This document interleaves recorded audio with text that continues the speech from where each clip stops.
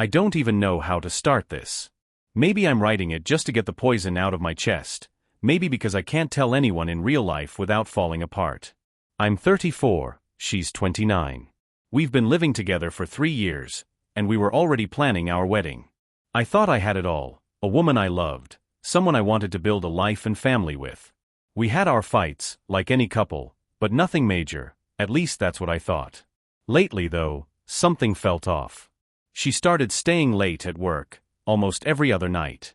Always some urgent project or last-minute deadlines. I told myself she was just stressed, that her boss was pushing her too hard. She seemed tired, distant, but when I asked, she'd brush it off with a half-smile and tell me not to worry. And I believed her. God, I wanted to believe her. Yesterday, something inside me broke.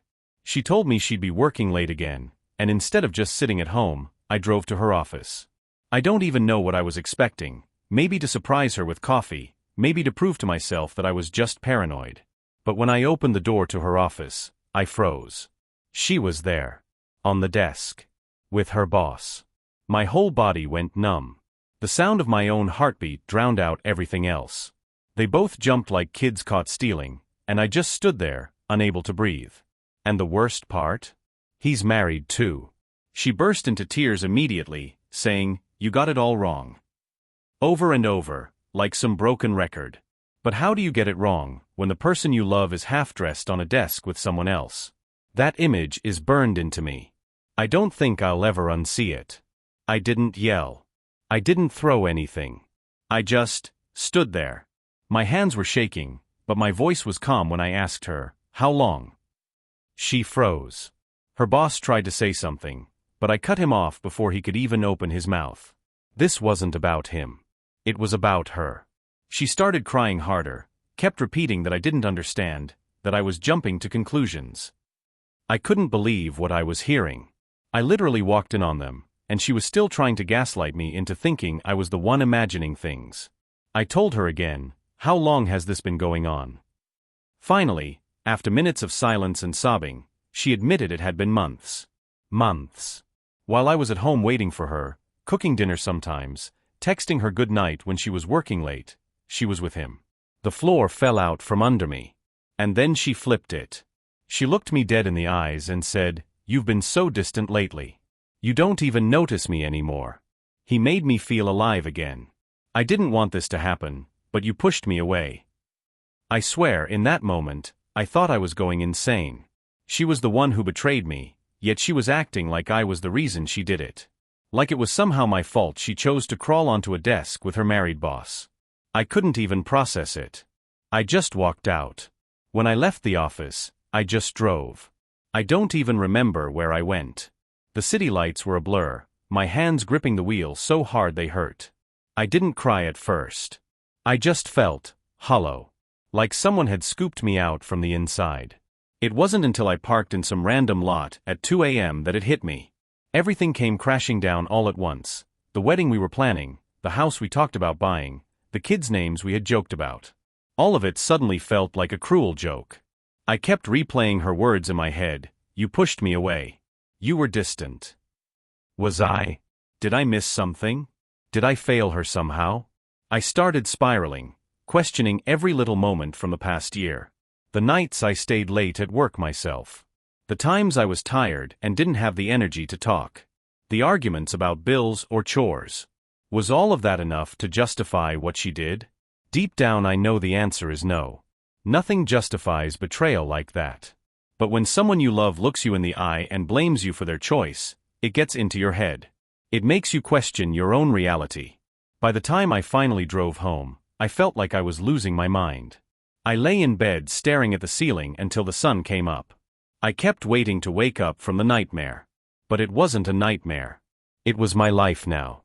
When I walked into the apartment the next morning, she was already there. She looked like she hadn't slept either, eyes red, hair messy, just sitting at the kitchen table with a mug of untouched coffee. The second she saw me, she started crying again. Not the broken kind of crying I was doing in the car last night, but that manipulative, almost controlled sobbing that makes you feel guilty just for existing. I sat down across from her, exhausted, and told her we needed to talk. She reached for my hand. I pulled away. I asked her again, why? Her answer? The same bullshit as before. That I had grown cold. That she felt like I wasn't there for her. That she didn't want to cheat, but she was lonely, and her boss just happened to be there. I asked her if she loved him. She swore she didn't. She said it was just physical, that it didn't mean anything. But months? For months it didn't mean anything? I wanted to scream, to throw something, to demand the truth. Instead, I just sat there, numb, listening to her twist the knife in my chest while making herself out to be the victim. And then, as if that wasn't enough, she said, "If you had been more attentive, maybe I wouldn't have looked elsewhere." That broke me. Because in some dark corner of my brain, I believed her. I hate myself for this, but even after everything, I still love her. That's the part that kills me the most. I should have been furious, ready to throw her out, ready to burn every photo and memory we ever made. But instead, I just sat there thinking about how much I didn't want to lose her. How stupid is that? One moment I'd picture her with him, on that damn desk, her hands on him instead of me, and I'd feel this fire of rage in my chest that made me want to smash through walls. But the next moment, I'd look at her sitting across from me, crying, saying she was sorry, and all I wanted to do was hold her. It's like my heart and my brain are at war. My brain screams, she betrayed you, she doesn't deserve another chance. But my heart whispers, you can fix this. You can bring her back. I kept telling myself maybe it really was my fault. Maybe I had been distant. Maybe if I'd been better, more romantic, more attentive, more present, she wouldn't have done this. That's the trap. The endless loop of what-ifs that make you blame yourself instead of the person who actually broke you. But love makes you stupid. And right then, I was the stupidest man alive. The days after that were torture. She didn't act like someone who had messed up. She acted like someone who had been wronged. She walked around the apartment cold, distant, like I was the one who needed to earn her forgiveness. Every time I tried to talk, she sighed, rolled her eyes, or said things like, "I don't want to fight again," as if me asking her why she betrayed me was just some petty argument. It got worse when I asked about cutting ties with her boss. She snapped at me, "I can't just quit my job because you're insecure." Insecure. That's what she called me. Not betrayed, not hurt, but insecure. She made me feel like I was losing my mind. I'd question her about where she was going, and she'd say, "Wow, so now you don't trust me?" Do you realize how controlling that sounds? Controlling. That's the word she used. After she'd been sneaking around for months. I started to wonder if maybe I was crazy. Maybe I was overreacting. Maybe I was the problem. It was like she had flipped the entire script, and I was the villain in her story. And the sick part? I believed her. I don't know what's wrong with me. Any sane person would have walked away by now. But instead, I found myself bending over backwards just to make her stay. I started cooking more, cleaning more, doing little things to make her happy. Flowers after work, surprise dinners, random texts during the day telling her I loved her. I thought maybe if I reminded her of what we had, she'd come back to me fully. She barely noticed. Sometimes she'd smile politely, sometimes she'd roll her eyes. It was like nothing I did mattered anymore. But I kept trying. I convinced myself that if I just proved how much I loved her, she'd realize the mistake she'd made. That she'd see I was still the man she wanted to marry. Nights were the worst. She'd turn away from me in bed, scrolling on her phone until she fell asleep. I'd lie there staring at the ceiling, wondering if she was messaging him, if she was thinking about him instead of me.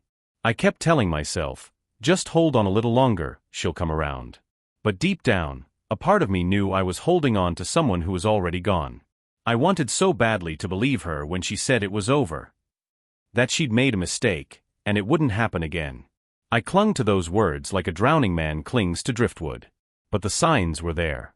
The late nights at work didn't stop. She was still glued to her phone, turning the screen away when I walked into the room. Sometimes she'd get these tiny half-smiles while texting, the kind I used to get when we were first falling in love. Only now, they weren't for me. I caught her once slipping her phone under the pillow when I came into the bedroom. I asked who she was talking to, and she snapped, "Why do you always have to interrogate me? Don't you trust me at all?" Trust. The word made me sick. She used it like a weapon, throwing it in my face as if I was the one breaking it. One night she came home at 1 a.m., smelling faintly of cologne that wasn't mine. When I asked, she said she'd been out with coworkers. My gut screamed at me, but my heart begged me to shut up, to believe her. So I did. I swallowed it all. Every red flag. Every gut punch. Every lie. Because the alternative, the truth, was too painful to face again. It happened on a Thursday night. She said she was staying late again, something about an important presentation. I tried to ignore the knot in my stomach, but this time I couldn't. Something in me snapped. I needed to know. I drove to her office. My hands were shaking the whole way, part of me praying I was wrong, part of me terrified I was right. When I pulled up, her car was in the lot. But the building was dark except for one office light. His office. I don't even know how I walked in. My legs felt like they didn't belong to me.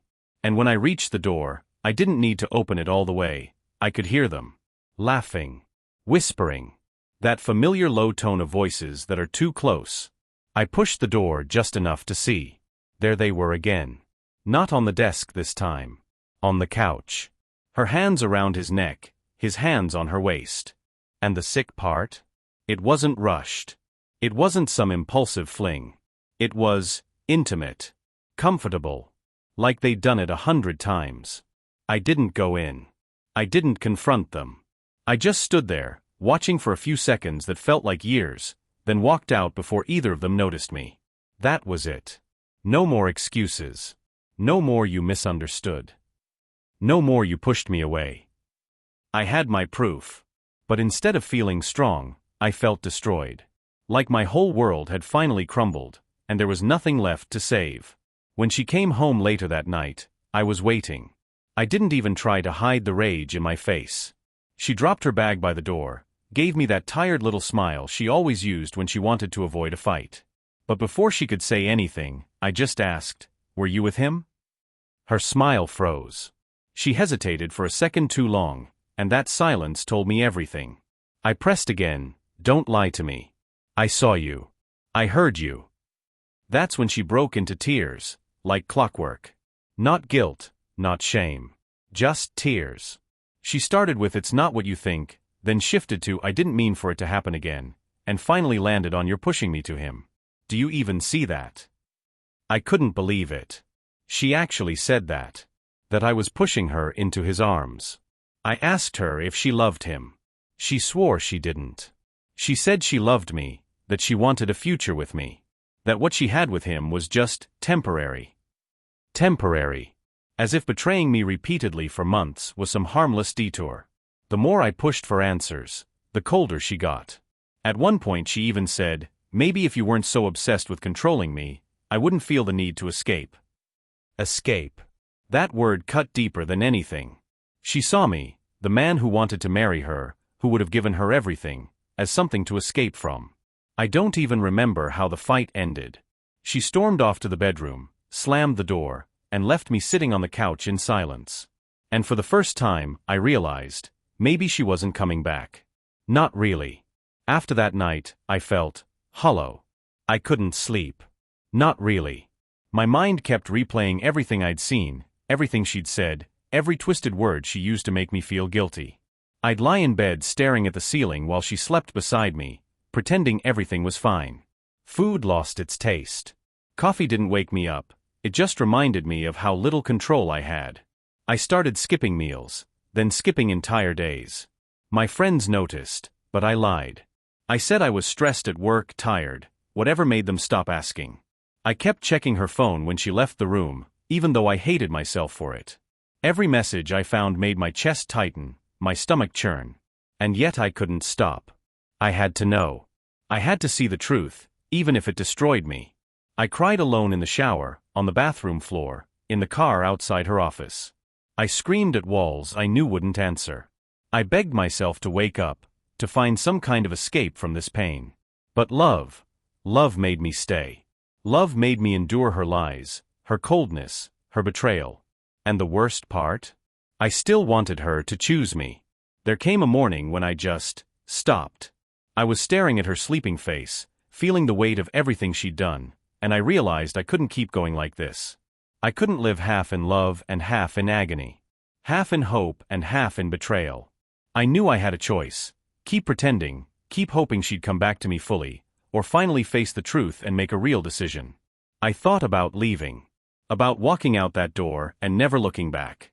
But then I thought about the good times we'd had, the life we'd built, the plans for our wedding, the quiet nights with just the two of us. I thought about losing that, losing her, and my chest tightened like a vice. And yet, staying like this, constantly doubting, constantly hurting, wasn't living either. It was just surviving. And surviving with someone who made you feel like the villain? That's not love. I realized that whatever I chose, I couldn't just drift anymore. I needed clarity. I needed to know if this marriage had a future or if it was already dead. It was the first time in months I felt a flicker of something other than pain, determination. That evening, I told her we needed to talk. Not a fight, not a late-night whisper. A real, final conversation. She sat there, calm, like nothing was about to happen. I swallowed hard, then said it out loud, I know about him. I know everything. And I can't live like this anymore. Her eyes widened for a fraction of a second, then she sighed. You always think the worst of me, she said. You're paranoid. You don't understand me at all. I forced myself to stay calm. I saw you. I know it's not paranoia. I know you've been lying for months. And I have to know, what do you want? This marriage or him? She hesitated. Then she said something that cut deeper than anything else. I love you, but I don't know if I can feel alive without a little escape. I need to feel alive, and maybe you never will understand that. I didn't yell. I didn't cry. I just nodded, feeling every bit of my heartbreak in slow motion. I told her she needed to figure herself out, that I wouldn't be her safety net while she searched for excitement elsewhere. I laid down boundaries for the first time in months. For the first time, I stopped begging her to stay. The next few days were empty, silent, painful. I walked around the apartment like a ghost, seeing her in every corner even when she wasn't there. Every sound made me tense. Every message on my phone made me hope it was her reaching out. I cried in the car on the way to work. I cried in the shower. I even cried on the living room floor while staring at old photos of us smiling, happy, unaware of what was coming. But slowly, almost imperceptibly, something began to shift. I realized I couldn't control her choices, couldn't force her to stay, and couldn't let her make me feel guilty for her mistakes. I started talking to friends, opening up about the betrayal, letting myself lean on people instead of trying to carry the weight alone. I even went back to things I loved but had neglected, running, reading, little projects around the house. It didn't heal everything. Not by a long shot. But it reminded me I still existed outside of her choices. That my life didn't have to be defined by her betrayal. I learned that love sometimes isn't enough. That sometimes, the hardest thing is accepting the truth and taking care of yourself first. Looking back now, I see it all more clearly. The lies, the late nights, the half smiles at her phone, they weren't my fault. None of it. I learned that loving someone deeply doesn't mean you have to sacrifice your own dignity, your own peace, or your own sanity. I learned that sometimes, the people we trust most can hurt us in ways we never imagined, and that doesn't make us weak, it makes us human. I don't know if she'll ever come back, or if she even wants to. I don't know if our relationship could ever be the same again. But I do know this, I survived. I still feel, I still care, and I still hope, but now I protect myself first. For anyone listening this who's in a similar situation, pay attention to the signs, trust your gut, and remember that your worth isn't tied to someone else's choices. You deserve honesty, love, and respect. And if they can't give that, it's not your failure, it's theirs. I still love her. Maybe I always will. But now I love myself enough not to let that love destroy me.